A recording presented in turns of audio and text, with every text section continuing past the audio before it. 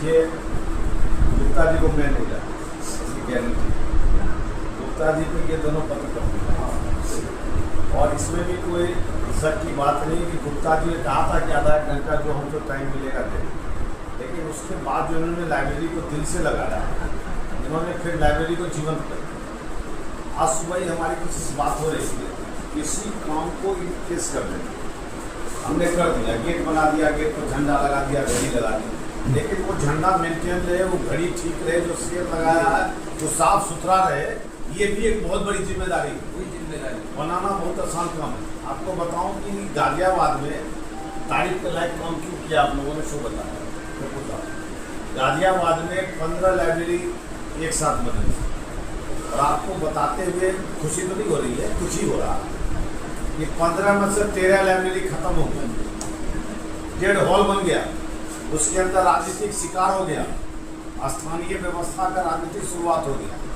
एक हमारी ये हम लोग की जो लाइब्रेरी है यही आज चल रही है, और जिसमें इसका एक कारण डिजिटाइजेशन भी है, और दूसरा कारण कि ये राजनीतिक बलि नहीं चाहे।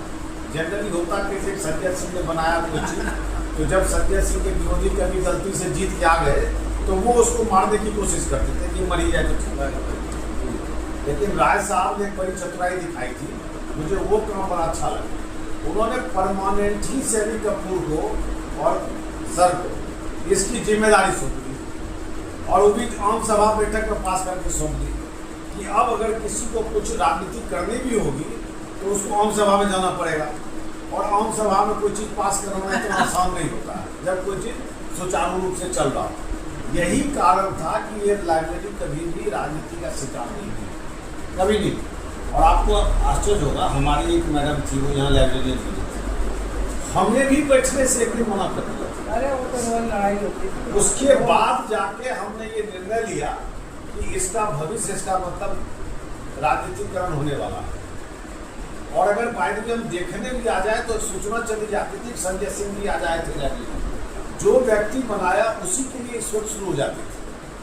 तब राय साहब ने ये जो निर्णय लिया, वही कारण है आज लाइब्रेरी इतना जीवित है और स्वतंत्र रूप से चल रही है। लेकिन इस लाइब्रेरी को यही नहीं छोड़ो, इस लाइब्रेरी को डिजिटल लाइब्रेरी में कन्वर्ट, और हम ऊपर वाला चाहा तो इसी साल शुरू हम इसे डिजिटल लाइब्रेरी में कन्वर्ट करेंगे। ये बगल में जो आप स्वामी विवेकानंद पार्क देख रहे हैं, तिकोना पर नाम हटा दिया, क्या तिकोना चौकोना चलेगा। जब चूंकि ये लाइब्रेरी था, ज्ञान का कुंज था, और इसका नाम स्वामी विवेकानंद पार्क किया, जो हो यहाँ ज्ञान से ही अर्जित चीजें हो। अब तो वो दिन देखना चाहते हैं कि जब यहाँ इतने बड़े बड़े पेड़ हो जाए, बेंच लगे हों, और बच्चे बेंच पर बैठ के पढ़ाई करें। लाइब्रेरी का जो फुटप्रिंट है वो बढ़ जाए, from indoor to open door, वहाँ तक बढ़ जाए। तो अपने लाइब्रेरी को, और एक बात पर है, ये पूरे वार्ड का लाइब्रेरी, इस बात को भी आपको समझना पड़ेगा। जब भी किसी मिनिस्टर या किसी को फंड लगता है तो वो सार्वजनिक होती है, और सार्वजनिक व्यवस्था भले ही हमारी एवं द्वारा दी जाती है, और एक बेहतरीन व्यवस्था दी गई। अगर व्यवस्थापक ढंग से व्यवस्था न दे तो कोई भी चीज़ खत्म हो जाती है। आप देखिए, आग लगी, सब कुछ जल गया, और 10 दिन के बाद फिर खराब लगी, किसके वजह से खराब?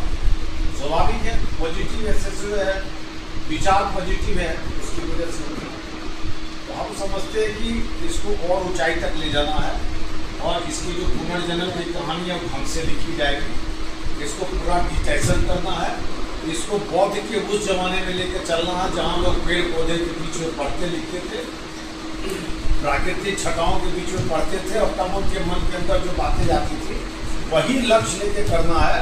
और आपको 8 महीने से 1 साल तक के अंदर आपको वो सब व्यवस्था यहाँ दिखाई देगी। हम धीरे धीरे माहौल बनाने की कोशिश कर रहे हैं। अभी आपने जो बाउंड्री देखा होगा जो बनते हुए, अभी इसको डेकोरेट करेंगे, निंदा जी से भी हम लोग करेंगे, पूनम जी से कोशिश कीजिएगा इस बाउंड्री को भी सजाने का। इस बाउंड्री को भी सजा, रितु महेश्वरी जी ने हमारी अपनी बेटी के साथ हम नोएडा जा रहे हैं, तो रितु महेश्वरी जी ने पूरे बाउंड्री को अजीब अजीब, कहीं शिक्षा से, कहीं पर्यावरण से पेंटिंग करा दिया। उसका एक बड़ा बेहतरीन मैसेज मुझे आज तक नोएडा के लोग ले रहे हैं। तो हम सोचें कि इस पूरे इलाके को उसी तरह से कन्वर्जन किया जाए जो यहाँ आते ही आपको लग जाए कि भाई यहाँ सीनियर सिटीजन है या इंडोर बैडमिंटन है, आते ही लग जाए कि हमको यहाँ राजनीति नहीं करनी है, हमको यहाँ पर बाउंड्री के ऊपर बहुत राजनीति है। जब इसका आखिरी लोग रूप देखेगा कि ये क्या चीज हुआ है, अपन देखिए हमारा एक चीज हमने जो 20 साल की राजनीति में समझा, कर्म जो जवाब देता है ना वो शब्द जवाब नहीं देता, और कर्म से जो जवाब मिलता है वो परमानेंट करता है। जो लोग बाउंड्री पर राजनीति कर रहे थे यहाँ, उनको बाउंड्री की खूबसूरती से और बाउंड्री के ऊपर दी गई मैसेज से समझ आ जाएगा तो संजय सिंह क्या परिकल्पना करके काम किया। तो हमें तो वक्त का इंतजार करना चाहिए और उसको शुरू में ले जाना चाहिए। बाकी आप जितने लोग हैं, पूनम कपूर जी हो, हेमा जी हो, पुरी RW हो, वासने जी हो, जो भी लोग हैं, गुप्ता जी, सैली कपूर जी, भरत कपूर जी, राकेश राय जी, हमारे RN राय साहब अध्यक्ष जी, बिंदा जी, अजीत झा साहब, महिंद्रा जी, जो छूट रहे भाई साहब आपका नाम नहीं पता मुझे, जो भी छूट रहे हैं, पुष्कर राज जी, सब लोग के ही सहयोग से ये पुस्तकालय आगे बढ़ा है।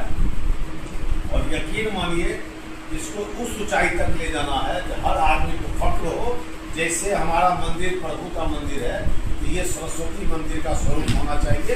इसी सोच के साथ इस लाइब्रेरी को निखारना और आगे बढ़ाना। जय हिंद।